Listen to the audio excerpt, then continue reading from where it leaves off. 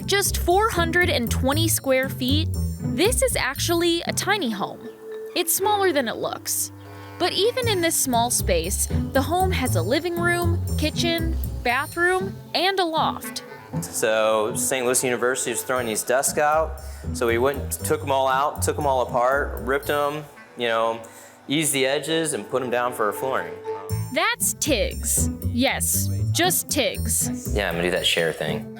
He and his partner, Ricky Watts, are working on building this tiny house in Benton Park West, made out of over 90% recycled or reclaimed materials. A lot of people just try to get rid of stuff, like we've gone out to fields in the middle of nowhere and picked up like the clawfoot tub and hey, let me get the side of the truck, we'll make a shelf out of that, So yeah, we had people like in the beginning were calling us like, hey, I got a broken plate, can you use it?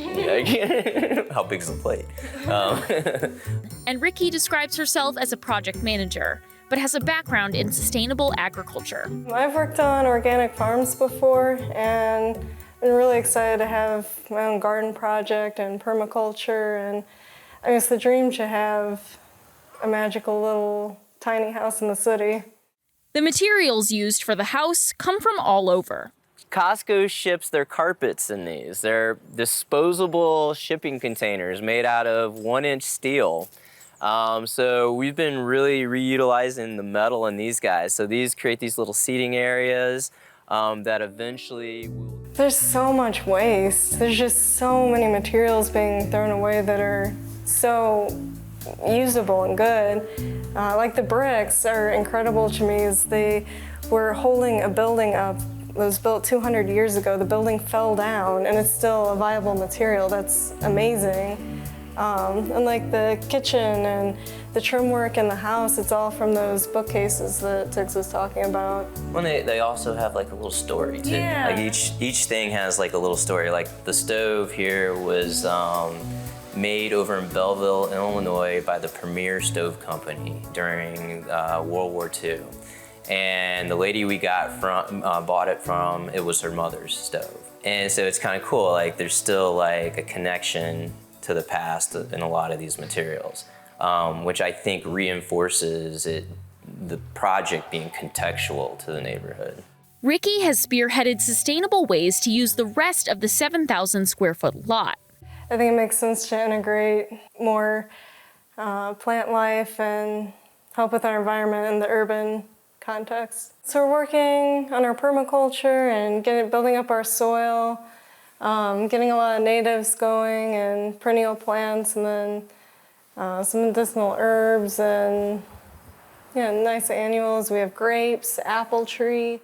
According to Tiggs, the goal is for the house to have a net zero carbon footprint, so the home will be energy efficient as well.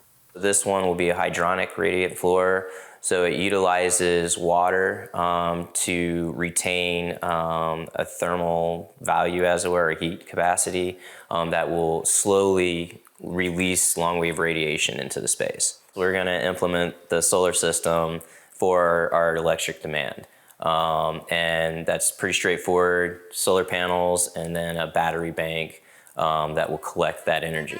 And though it's made of mostly recycled materials, the aesthetics of the home have not been sacrificed. Tiggs says some of the home's design is inspired by St. Louis artist Bob Cassilly, creator of the City Museum. He was saving these architectural elements and preserving them through the City Museum and other sites. I was like, okay, I don't have to get everything off the shelf. And two, it just gives it a little more, the French say, the terroir, an essence of the earth. And though the two plan to live in the house when it's finished, it serves a larger purpose. We've been trying to do at least one community build day in the spring, summer, and fall, and anyone's welcome to come from the neighborhood or anywhere in the area, and we try to teach a skill and do a project. It's like the first big community build day we did was the wall raising for the wall behind us. And that was so cool. We had maybe 30 people come out and just all varying skill levels. One woman had never used a hand drill before, and showed her how to use the power drill, and she put in every screw in the flooring of the house. Everything I look at, I see all the love and all the people who have come together and contributed to the project. And they aren't just teaching craftsmanship. They're sharing ways to build with recycled and reclaimed materials. So it's kind of a fun launch point for people to get inspired for their next project. And also hear from other people what they've experienced so that we might be like, oh, let's try that and implement that and see if it works. So, you know, bringing in like new ideas is just as important as trying to like show people things. Mm-hmm. Tiggs and Ricky expect the tiny home to be mostly done by this spring, but it's just the beginning of a much larger project. According to Tiggs, the final goal is to build a 20-house neighborhood around a park. Just taking these lessons that we've learned, these relationships that have been cultivated, and build a community with it. Can we scale it up and do it in a way that, again, is resilient?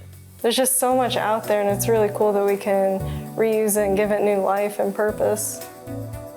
For Living St. Louis, I'm Veronica Moheski.